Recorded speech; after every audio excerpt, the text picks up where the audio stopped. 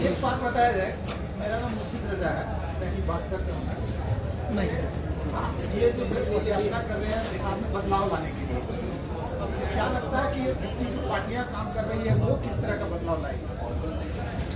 नहीं, देखिए, इस पदयात्रा में मैं हमेशा ये बात बताता हूँ कि समाज में सामाजिक राजनीतिक जीवन में ज्यादातर समय आपका और हमारा इस बात पर जाता है कि बिहार में किस दल ने, किस नेता ने अच्छा किया, किसने खराब किया।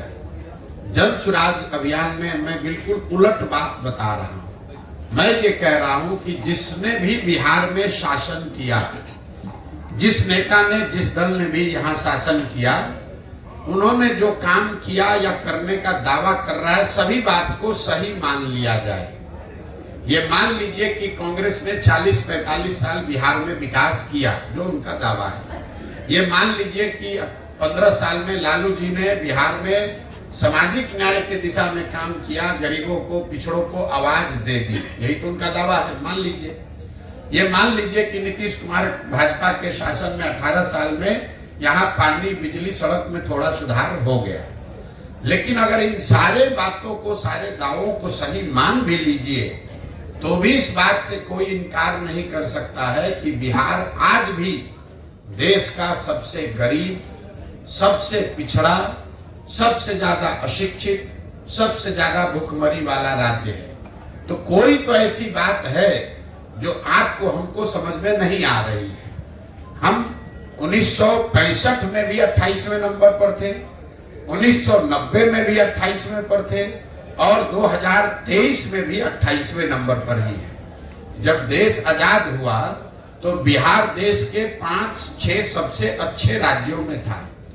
तमिलनाडु और बिहार बराबर के राज्य थे। आज बिहार 28वें नंबर पर है। तमिलनाडु बिहार से 6 गुना बड़ा राज्य बन गया। आज आपके बच्चे जाकर तमिलनाडु में नौकरी मजदूरी कर रहे हैं। कुछ तो ऐसी बात है, क्योंकि तमिलनाडु में भी वही देश का कानून, संविधान है जो बिहार में है।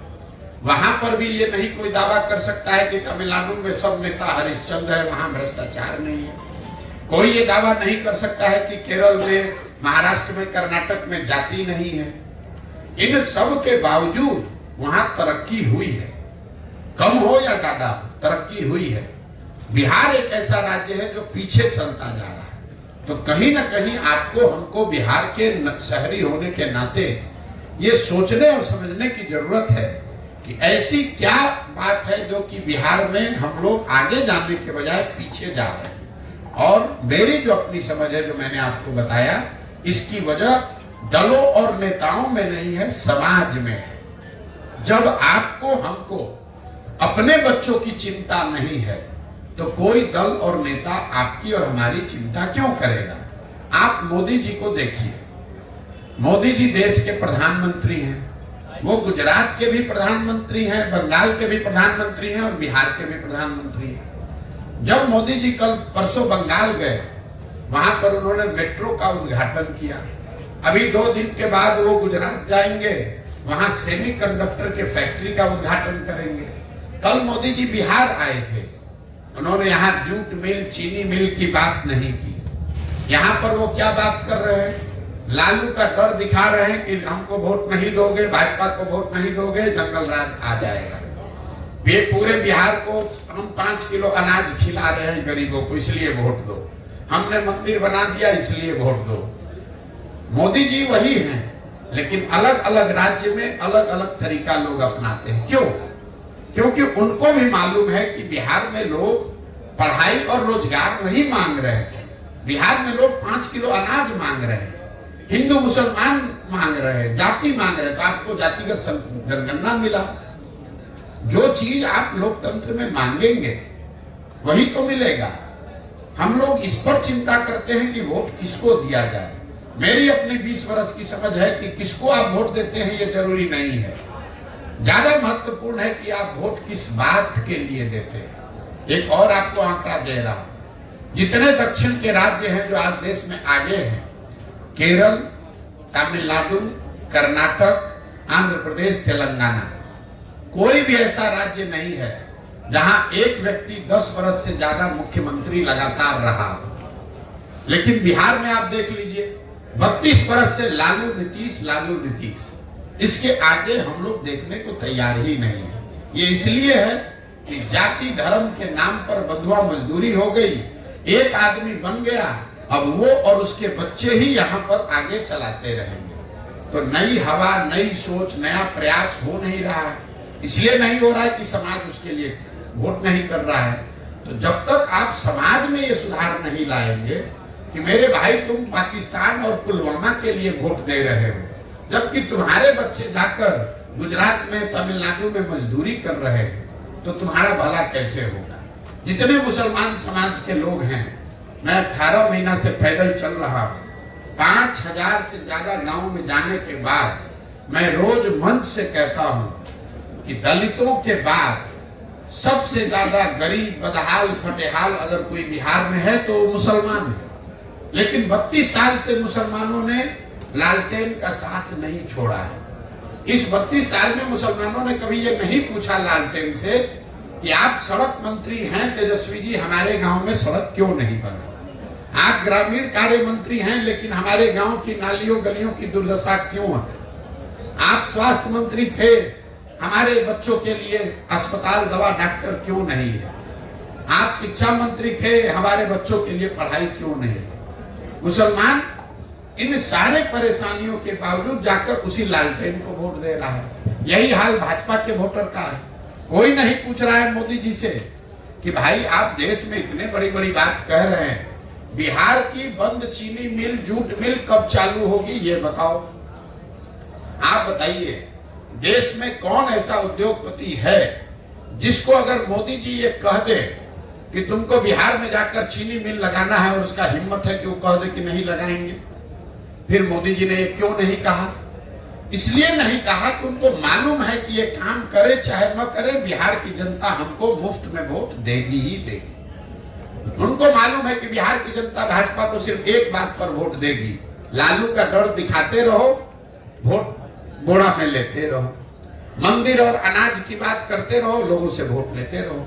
इसी तरह लालू जी को पता चल गया है कि मुसलमानों के लिए काम नहीं करना है, उनको सिर्फ भाजपा का डर दिखाते रहना है, ना उनको भागीदारी देनी है, ना हिस्सेदारी देनी है, उनको किरासन तेल बनाकर अपने लालटेन में जलाते रहना है। मुसलमान अपना और अपने बच्चों का भविष्य जला रहा है।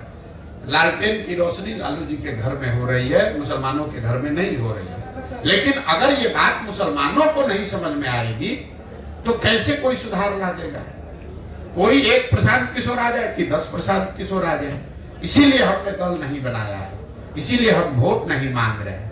हम ये कह रहे हैं कि नहीं, पहले आप समझो, आप खड़े हो।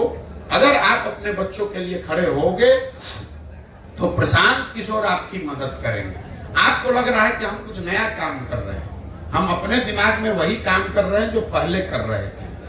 पहले मैं दलों को, नेताओं को सलाह देता था, उनको ये बताता था कि किस तरीके से संगठित होइए, किस तरह से अपने दल का गठन कीजिए, किस तरीके से चुनाव का प्रचार कीजिए, किन मुद्दों की बात कीजिए, कैसे भाषण दीजिए ताकि आप जीत कर आइए। काम अभी भी मैं वही कर रहा हूं। अब दलों और नेताओं को छोड़ दिया, बिहार के गांव गांव जाकर लड़कों को, बच्चों को बता रहा हूं कि मेरे भाई तुम्हें नया दल चाहिए, ये 4-5 दलों ने तुमको और तुम्हारे बच्चों को ठगा है, तो तुम साथ में आओ। पैसे की, व्यवस्था की, जाति की, चुनाव की चिंता प्रशांत किशोर पर, जनसुराज पर छोड़ दो, तुम साथ में आओ, एक नया दल, नया विकल्प बनाओ ताकि तुम्हारे और तुम्हारे बच्चों का आने वाला भविष्य बेहतर बने। विकल्प के अभाव में किसी की बंधुआ मजदूरी आपको न करनी पड़े, यही वो प्रयास है। अभी तो सर आप जैसे बताया कि विकल्प चुनना होगा पार्टियों के बाद, तो क्या आप अपनी पार्टी बना रहे हैं? अब देखिए, यही बात है कि आप लोग सवाल करने आते हैं, जो मैं बोल रहा हूं उसको आपने सुना नहीं। मैंने बोला 3 उद्देश्य में एक उद्देश्य है ही कि दल बनाना है, लेकिन दल किसको बनाना है? बिहार में दल कैसे बनता है?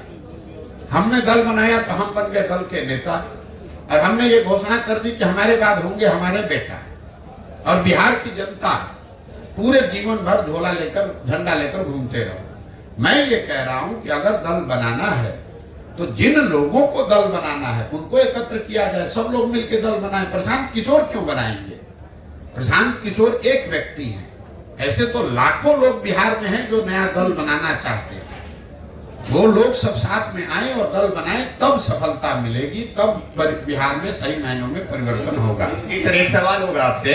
आईपेक कंपनी के साथ आपने 10 साल काम किया, जैसा मुझे पता चला, और आपने उसे पॉलिटिक एनालिसिस हम लोग कहते हैं, उसके लिए आपने काम किया है। तो कहीं ये पद यात्रा जो आप कर रहे हैं, तो क्या किसी राजनीतिक दल के लिए तो नहीं कर रहे हैं? क्या उनके साथ आपका गठबंधन तो नहीं हो जाएगा, या उसमें आप विलय तो नहीं हो जाएंगे? आप अभी नए लड़के हैं, ज्यादा दिन पत्रकारिता का अनुभव आपको नहीं है। पहले बात तो आईपैक कोई कंपनी हमारी है नहीं। आईपैक एक व्यवस्था इस देश में चुनाव प्रबंधन का हमने खड़ा किया 10 बरस में, जिसमें हजारों वो बच्चे जो राजनीति में दलों को ज्वाइन किए बगैर राजनीति में अपनी भूमिका चुनाव में दे सकते हैं, उनके लिए वो प्लेटफॉर्म था। उस काम को 2021 को 2 मई 2021 को सार्वजनिक तौर पर देश के मीडिया के सामने हमने कहा कि अब इस काम को हम छोड़ रहे हैं, और छोड़ने के बाद 2 बरस से बिहार में गांव-गांव में घूम रहे हैं। आपको अभी आप छोटा मोटा कुछ पत्रकारिता करते होंगे, हम आपको 2-4 लाख रुपया देते हैं, जितना पैसा कहोगे उतना देंगे। 10 दिन खाली पैदल चल के दिखा दो, कह रहे हो कि दूसरे पार्टी के लिए कर रहे हैं। 10 दिन 20-20 किलोमीटर चल के खाली तुम दिखा दो। अब पैसा जो कहोगे कैमरे पर कह रहे हैं, जितना पैसा कहोगे उतना देंगे मजदूरी तुमको। हम कह रहे हैं पैसे की बात नहीं, हम आपके साथ चलने को तैयार हैं। आप हमारे साथ मत चलिए। आप ऐसे जो लोग ये कह रहे हैं कि दूसरे दल के लिए काम कर रहे हैं, तो जो दल हमको हायर किया है काम करने के लिए, हमको इंगेज किया है, आपको लगता है कि इतना पैसा कोई दे सकता है कि हम अपना जीवन खपा देंगे पैदल चलने में? यही आपकी समझ है? मतलब हमारी यहाँ देश में किसी के पास इतना पैसा है कि हमको अपना जीवन खपाने के लिए, कभी आपने सुना है कि कोई 2 बरस अपना घर परिवार छोड़कर टेंट में धूल फाक रहे हैं और आप कह रहे हैं कि कोई दल का काम कर रहे हैं? वो दल वाला अपने एसी से नहीं निकल रहा है और हम उसके लिए गांव-गांव में धूल फाकेंगे? हम 10 बरस 1-2 राज्य में नहीं 10 राज्य में मुख्यमंत्री बनाए हैं, कहीं आज तक रोड पर चलने की जरूरत है? उसके लिए हमको कंप्यूटर लेके अपने एसी कमरा में बैठे, वहां से उसको ना बोलेंगे कि तुम जाओ रोड पर, हम काहे के लिए जाएंगे भाई? जनता के लिए आप इसका मतलब रोड पे कभी आना नहीं चाहेंगे? तो सर रोड पे जो आप आए हैं, बैठो अभी क्या करते हो? बैठो। ज्यादा जब पत्रकारिता करने आए हैं ना, थोड़ा विषय और सवाल की गंभीरता बनाकर रखिए। जबरदस्ती का बहुत ज्यादा बोलने से विद्वता नहीं छलकती है।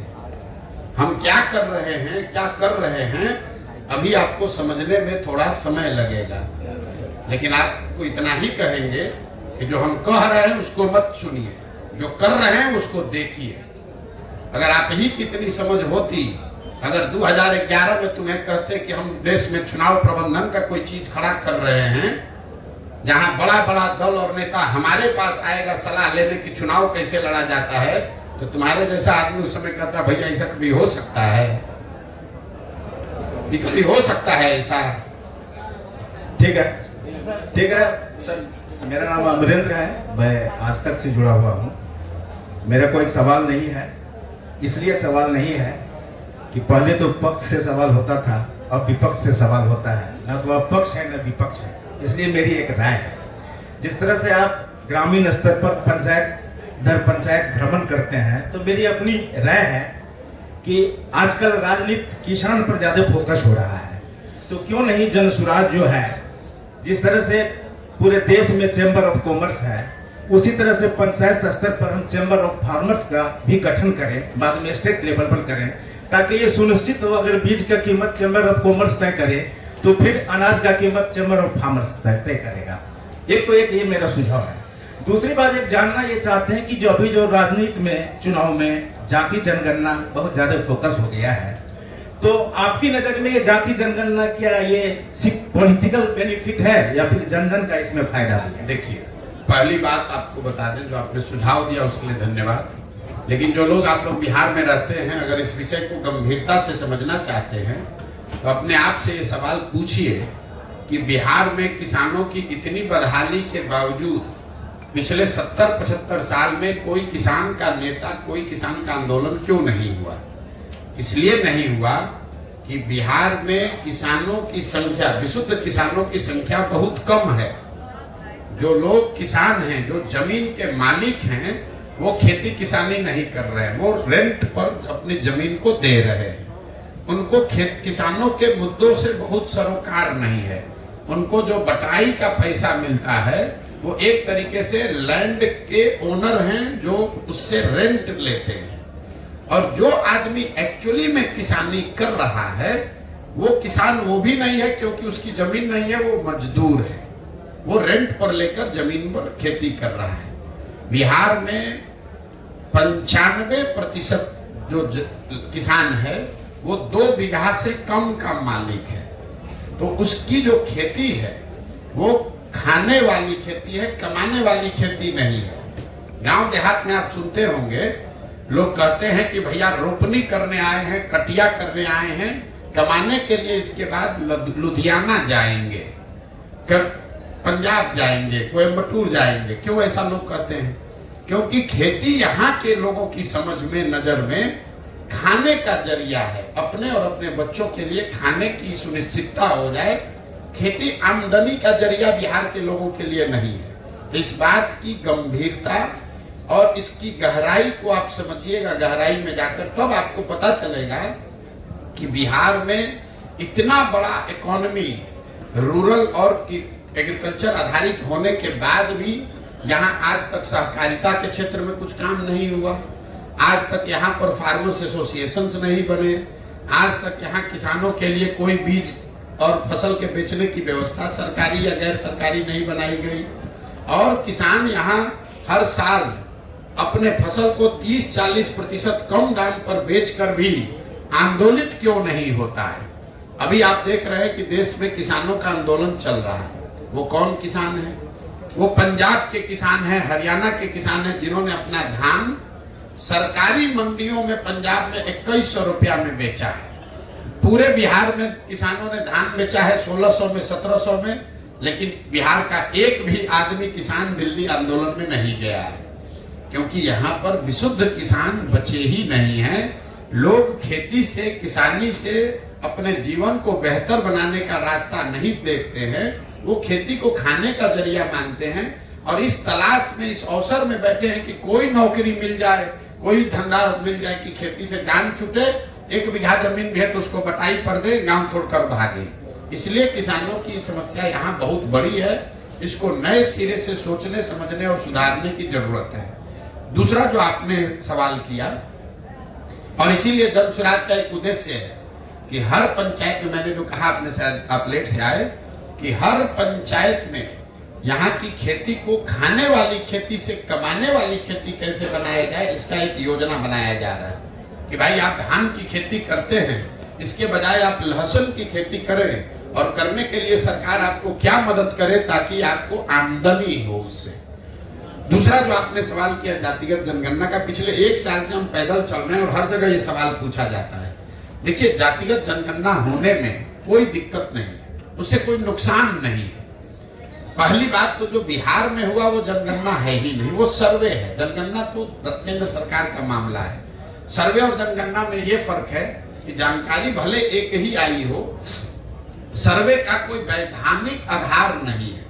मान लीजिए कि बिहार के आर्थिक सर्वे, बिहार के जातीय सर्वे में दलितों की संख्या 18% आई और जनगणना में 17.5 या 16 आ गई, तो आधिकारिक तौर पर संख्या वही मानी जाएगी जो जनगणना में है। दूसरी बात, जनगणना लोगों ने क्यों कराया, इसका क्या फायदा, नफा, नुकसान है? जनगणना होने में कोई दिक्कत नहीं है, क्योंकि समाज के अलग अलग जाति समूह वर्गों की बारे में आपको बेहतर जानकारी मिली। लेकिन सिर्फ जानकारी मिल जाने मात्र से उसकी दशा नहीं सुधरेगी। बिहार में प्रति व्यक्ति आय 35,000 रुपया है, देश में 1,35,000 है। ये जानकारी तो आपको पहले से है, तो क्या इससे बिहार के लोगों की आमदनी बढ़ जाएगी? बिहार में सिर्फ 5% लोग ही कॉलेज तक पहुंच पा रहे हैं, ये जानकारी तो आपके पास है। तो क्या इससे लोगों की शिक्षा की स्थिति सुधर जाएगी? सिर्फ ये ऐसे हुआ कि कोई पुस्तकालय है, लाइब्रेरी है, वहां आप गए, वहां पर सारे पुस्तकें हैं, उससे तो आप पढ़ लिख कर विद्वान नहीं हो जाइएगा। उस पुस्तक को पढ़ना भी पड़ेगा और आप में वो क्षमता भी होनी चाहिए। जो यहाँ पर जातीय सर्वे कराया गया वो नीतीश कुमार का एक प्रयास था कि इसका राजनीतिकरण करके एक बार समाज को फिर बांटकर इसका राजनीतिक लाभ उठाया जाए। मैं पहले दिन से कह रहा हूं कि इसका कोई राजनीतिक लाभ नहीं मिलेगा, और इसका प्रमाण ये है कि जो नीतीश कुमार जातिगत सर्वे के आधार पर चुनाव लड़ने प्रधानमंत्री बनने गए थे, वही भागकर जाकर भाजपा में शामिल हो गए। तो अगर जातिगत सर्वे का चुनावी फायदा होता तो नीतीश बाबू भागकर भाजपा में क्यों जाते? इसका कोई चुनावी फायदा नहीं है। एक और जो महत्वपूर्ण बात है जातिगत सर्वे, सबसे महत्वपूर्ण बात, जातिगत सर्वे जो बिहार में आया वो आपको क्या दिखाता है? जिन जाति समूहों के वंचित होने, पिछड़ा होने की बात पिछले 40-50 साल में कही जा रही है, उन जातिगत समूहों की आर्थिक, सामाजिक, शैक्षणिक स्थिति में कोई सुधार नहीं हुआ है। ये नीतीश लालू जी ने जमीन पर पड़े हुए कीचड़ को अपने मुंह में लगा लिया। अब सवाल ये होना चाहिए कि भाई 30-32 साल से जिन जाति समूहों के नाम पर आप राजनीति किए, जिनको बल देने, आवाज देने, शिक्षा, रिजर्वेशन देने के नाम पर आप गद्दी पर बैठे, उनकी स्थिति तो बदली नहीं। तो इतने दिन से तो आप सबको बेवकूफ बना रहे थे, और उनकी हकमारी की किसने?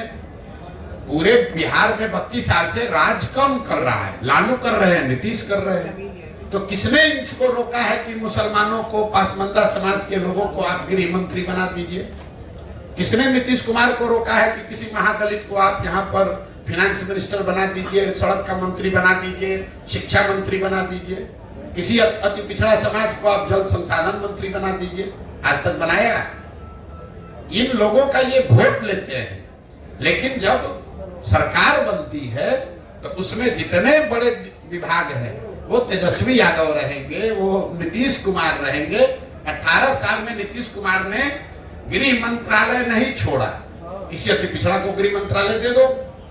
लालू जी 15 साल 16 साल रहे, किसी मुसलमान को गृह मंत्री नहीं बनाया, किसी मुसलमान को पथ निर्माण मंत्री नहीं बनाया, किसी मुसलमान को शिक्षा मंत्री नहीं बनाया। तो ये तो बेवकूफ बनाकर वोट लेने की बात है। और जातिगत सर्वे के आधार पर इन लोगों ने ये दिखाया, ऊपर वाले ने इनके हाथ से ही करवा दिया कि देखो तुमने इन समाज के लोगों का एक्सप्लॉयटेशन किया, इनको बेवकूफ बनाया, इनके लिए किया कुछ नहीं। इसीलिए आपने देखा कि जातिगत सर्वे के आंकड़े आने के बावजूद समाज में राजनीतिक, सामाजिक कोई प्रतिक्रिया नहीं है। बिल्कुल लोग शून्य हैं उससे। लोगों को मालूम है कि बेवकूफ बनाने का प्रयास कर रहा है। मेरा 2 सवाल है। पहला तो आप कटिहार में कल थे, कल आप कटिहार में जी, और वहाँ एक निर्मम हत्या हो जाती है, इस पर कोई प्रतिक्रिया आपकी नहीं आई। दूसरा, आप प्रधानमंत्री नरेंद्र मोदी के बारे में बोल रहे हैं, बिहार के मुख्यमंत्री के बारे में बोल रहे हैं, अब आप पद यात्रा भी कर रहे हैं, और कल के डेट में आप एक राजनीतिक दल भी बनाएंगे। क्यों जाएंगे जनता आपके साथ इस पर? बिल्कुल, मैंने आपको कहा कि इस पूरे पद यात्रा के दौरान हम ये कह ही नहीं रहे कि आप हमारे साथ आइए, हम ये कह ही नहीं रहे कि आप हम पर भरोसा कीजिए, हम ये कह ही नहीं रहे कि आप हमको वोट दीजिए। यही भरोसा, विश्वास करके तो बिहार के लोगों ने अपनी ये दुर्दशा बनाई है। अगर आप हम पर भरोसा कीजिएगा, हम पर विश्वास कीजिएगा, तो भी आपकी दशा नहीं सुधरेगी। हम ये कह रहे हैं कि आप अपने बच्चों के लिए खड़े होइए। आज तक आप दूसरे का झंडा लेकर चले हैं, आप अपना और अपने बच्चों का झंडा बुलंद कीजिए। हम आपके पीछे खड़े हैं, हम आपको सुझाव देंगे, हम आपको व्यवस्था देंगे, हम आपको संसाधन देंगे, हम आपको चुनाव लड़ाएंगे। लेकिन खड़ा तो आपको होना न पड़ेगा भाई। हमारे पीछे चलिएगा, फिर हम भी आपको ठगेंगे। हम तो ये बात सामने से कह रहे हैं। तो आप जो ये सवाल कर रहे हैं, आप पर भरोसा क्यों करें? हम भाषण की शुरुआत ही इसी बात से करते हैं कि आप वोट मांगने वालों पर भरोसा करते आए, वो चाहे कांग्रेस हो, आरजेडी हो, भाजपा हो, जदयू हो, सब ने आपको ठगा। अब प्रशांत किशोर आए हैं, हम पर भरोसा करोगे, हम भी ठगेंगे। इसलिए रास्ता ये नहीं है। रास्ता ये है कि आप अपने बच्चों के लिए पहले खड़े होइए। छोड़िए देश का चिंता, देश विकसित होगा कि नहीं होगा उसका चिंता थोड़े दिन छोड़ दिया गया। मोदी जी कह रहे हैं कि 2047 में देश को विकसित बनाना है, इसलिए सब लोग भाजपा को वोट दीजिए। बिहार के लोगों को यह समझना है कि भाई देश विकसित जब होगा तब होगा। आज जो देश में विकास का स्तर है, बिहार के बच्चे वहां पर कब पहुंचेंगे ये बता दो। बिहार में जिस दिन 1,35,000 प्रति व्यक्ति आय हो जाए तब 5 गुना और हम लोग की आमदनी बढ़ जाएगी। पहले वो बता दो। लोगों को ये समझने की जरूरत है कि देश आगे बढ़ सकता है, लेकिन अगर आपके बच्चे नहीं पढ़े, आपके बच्चे अनपढ़ मजदूर रह गए, तो उस विकसित देश में आप मजदूर बनकर लाख जूता खाइएगा, गाली सुनिएगा, आपका भला नहीं होगा। इसलिए हम जन सुराज में रोज क्या कह रहे हैं कि देश के लिए नहीं, ये साधारण बात नहीं है, कोई नहीं कह सकता है। हम रोज डंके की चोट पर कह रहे हैं कि देश के लिए नहीं, राज्य के लिए नहीं, समाज के लिए नहीं, जाति के लिए नहीं, किसी विचारधारा के लिए नहीं, सिर्फ और सिर्फ अपने और अपने बच्चों के भविष्य के लिए वोट दो, तब बिहार सुधरेगा। जिसको भी वोट दो उससे अपने बच्चे के लिए पूरा सौदा, खरा सौदा करो। अपने जात वाले को देना चाहते हो उसको दो, मोदी जी को देना है दो, लेकिन अपने बच्चों के लिए रोजगार मांगो, पढ़ाई मांगो। पुलवामा के नाम पर मोदी जी को वोट मत दो। गुजरात में बुलेट ट्रेन बन रहा है, उस नाम पर मोदी जी को वोट मत दो। बिहार में जिस दिन एक्सप्रेस ट्रेन, पैसेंजर ट्रेन चले, उस नाम पर वोट दो, तब सुधार होगा। यही बात बता रहे हैं।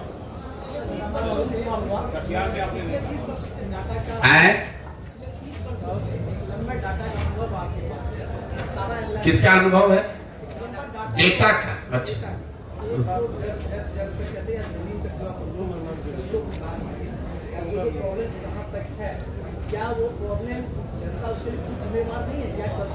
अब इतने देर से तो यही बात समझा रहे हैं भाई कि जनता जिम्मेवार है। जनता जिम्मेवार है ऐसा तो नहीं मानूंगा। मैं ये कह रहा हूं कि जो आपकी स्थिति है, अगर आप 500 रुपया लेकर मुखिया के चुनाव में वोट देंगे, विधायक को वोट देंगे, तो वो मुखिया और वो विधायक, उससे आप ईमानदारी की अपेक्षा नहीं रख सकते हैं। ठीक है, उसको लेकिन वोट कौन देता है? तब जाए, ठीक बात कहे।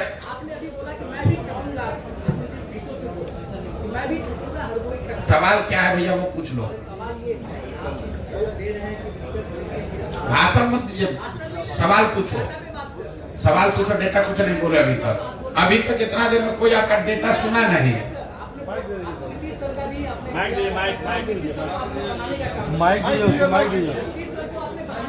अरे माइक लेके बोलो ना आराम से भैया। सवाल क्या है पूछो।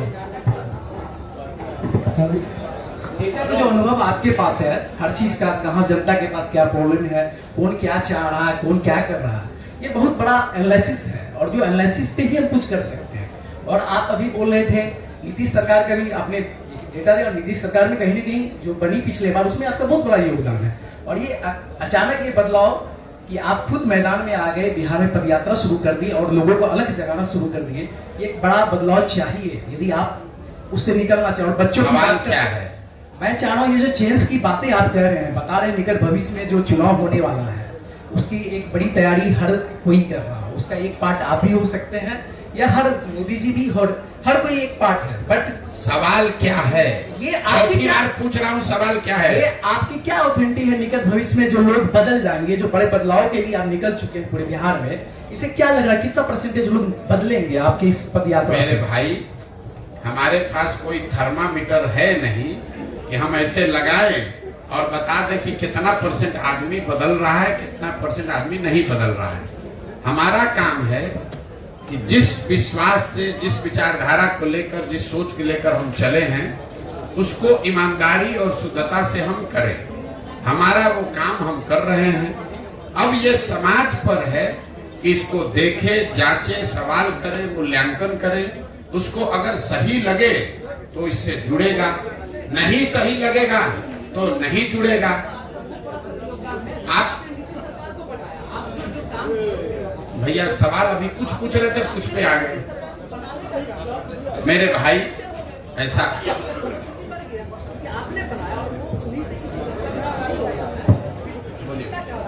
मेरा सवाल हम सवाल डॉज किसी का नहीं करते हैं, लेकिन आप सवाल पूछिएगा तभी तो जवाब देंगे। आप भाषण देना चाहते हैं तो भाषण दे दीजिए। मेरा सवाल बिहार के व्यवस्था और शिक्षा से रिलेटेड होगी। वैसे कुछ जानते हैं कि आप एक रणनीति सवाल को बनाया है, तो सर अभी बिहार के पद यात्रा से पहले जबकि आपने कई सरकारों को हेल्प किया, रणनीति बनाई, तो उसमें आप इन सब चीजों को क्या उन्हें नहीं बताते थे या आने का मकसद क्या था? देखिए, अब इन्होंने कहा, इनका सवाल है कि आप क्या पहले की सरकारों को ये इस तरह के मुद्दे नहीं बताए हैं जिनको कि आप मदद करते थे। और एक सवाल है 2015, एक सवाल एक ही आदमी पूछो भाई। अरे रुक जाओ सवाल। आपने पीछे से भाई साहब पूरा एजिटेटेड होकर है कि आपने नीतीश को बनाया, तो 2015 में नीतीश कुमार की जिनकी मदद मैंने की, तो 7 निश्चय का एक प्रोग्राम भी बनवाया। तो जो आपका सवाल है कि पहले नहीं बताए थे, पहले बताए थे। 7 निश्चय नीतीश कुमार की सोच नहीं है, प्रशांत किशोर की भी सोच नहीं है। 40,000 गांवों में घूमकर देखकर जो लोगों की समस्या समझ में आई, उसके आधार पर 7 निश्चय का गठन किया गया। ये तय किया गया कि ये 7 मुद्दे जनता चाहती है कि ये किया जाए।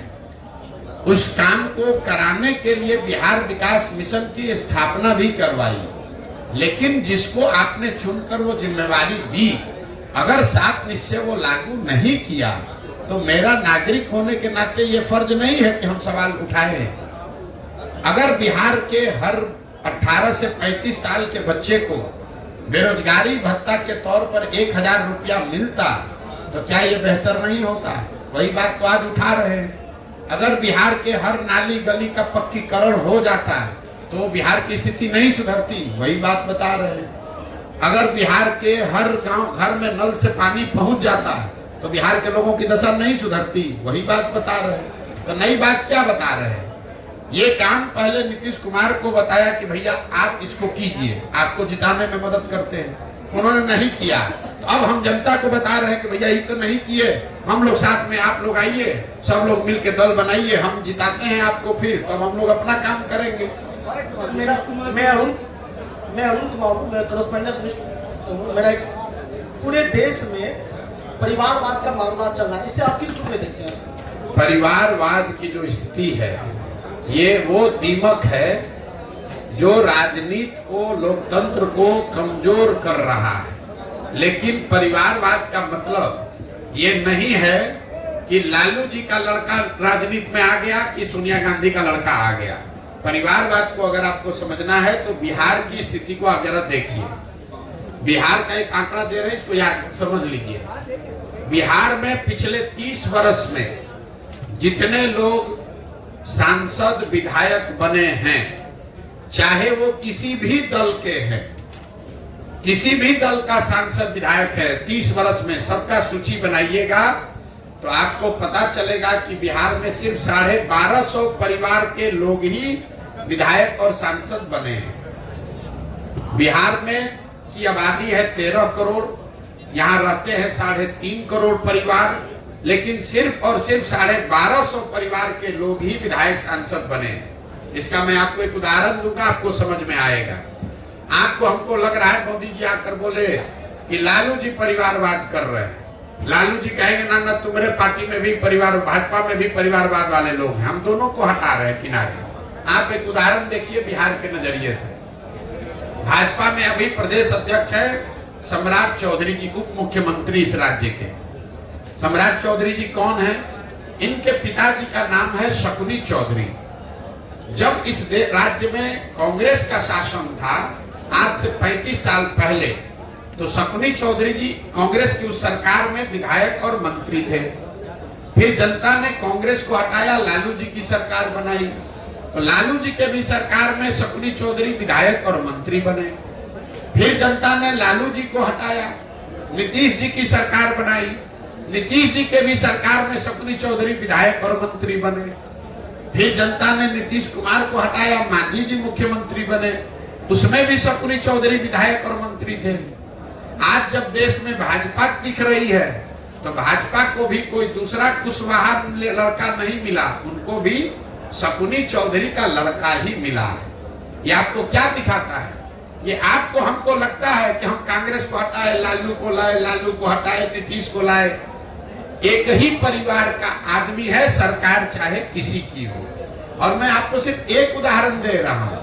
आप किसी भी बिहार के विधानसभा क्षेत्र को उठा लीजिए, किसी विधानसभा और लोकसभा क्षेत्र में पिछले 30 वर्ष में 4-5 से ज्यादा परिवार के लोग न चुनाव लड़े हैं, न जीते हैं, न हारे हैं।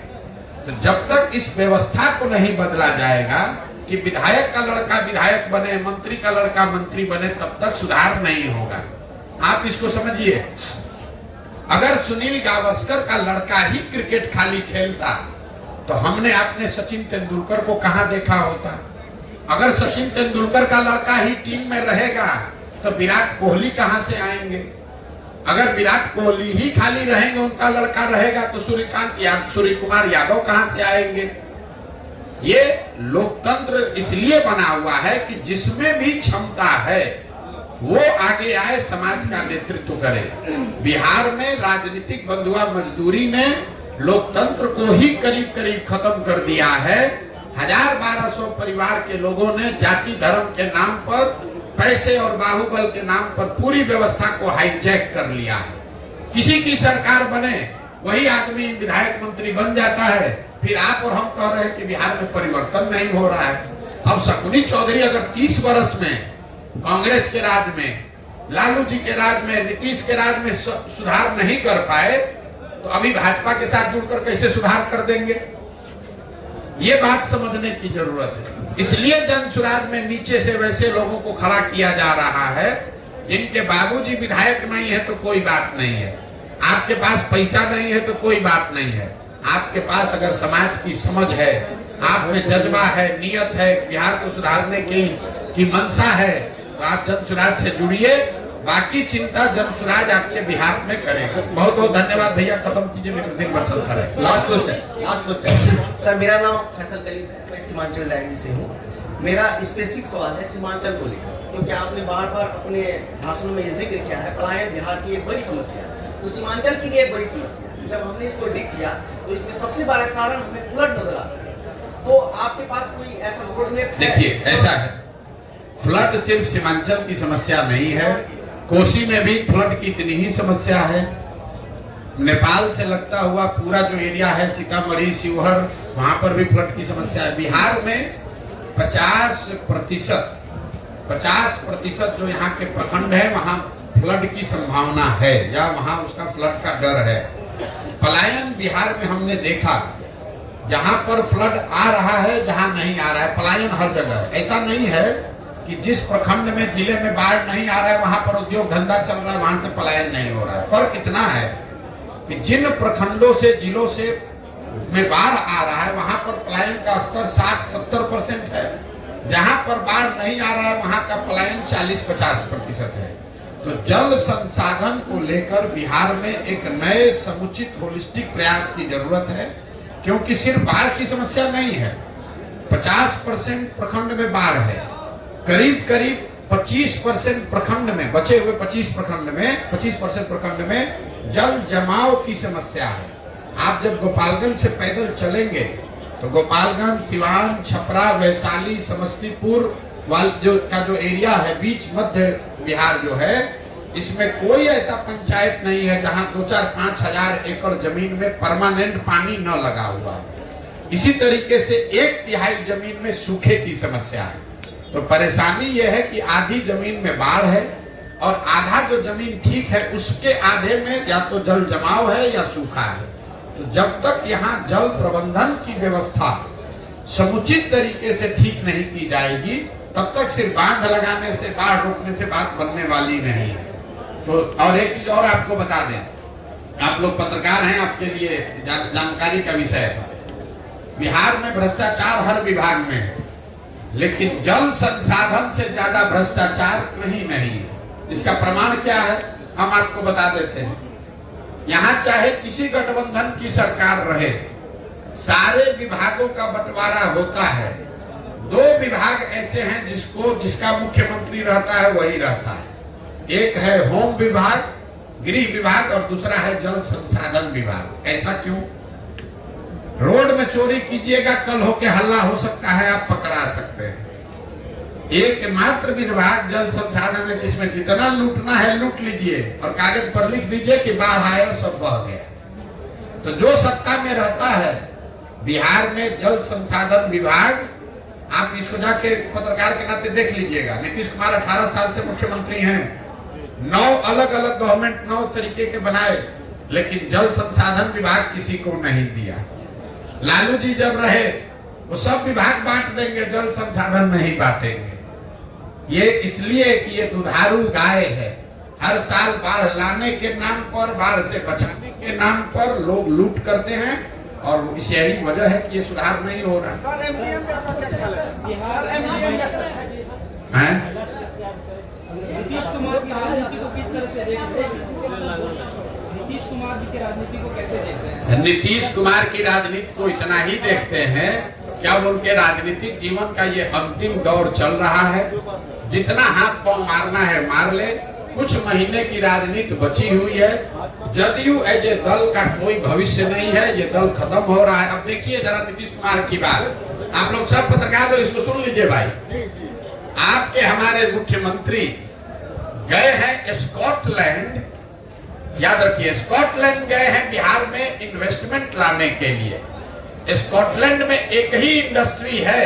स्कॉटलैंड 2 बातों के लिए, 3 बातों के लिए जाना जाता है। स्कॉच विस्की का नाम आप सुने होंगे। तो जिस राज्य का मुख्यमंत्री शराबबंदी की बात कर रहा है वो दुनिया में वहां गया जहां से स्कॉच बनता है, जो स्कॉच के लिए फेमस है। तो काहे के लिए गए हैं वहां। दूसरा, वहां स्कॉटलैंड जाना जाता है मेडिकल की पढ़ाई के लिए। और तीसरा, वहां पर ऊन बनता है बढ़िया। आप बिहार में इतना ठंडा पड़ता नहीं है, शराब यहाँ बिकती नहीं है, अब मेडिकल कॉलेज वहां से कोई आने वाला है नहीं। आप बताइए 18 साल के बाद आपको पूरे दुनिया में स्कॉटलैंड मिला है इन्वेस्टमेंट लाने के लिए। कोई पूछे कि आप शराबबंदी पर 18 साल से बिहार के लोगों का 20,000 करोड़ रुपया साल का नुकसान करा रहे हैं और इन्वेस्टमेंट लाने के लिए स्कॉच बनाने वाले कंट्री में गए, इससे बड़ी हास्यास्पद बात क्या हो सकती है।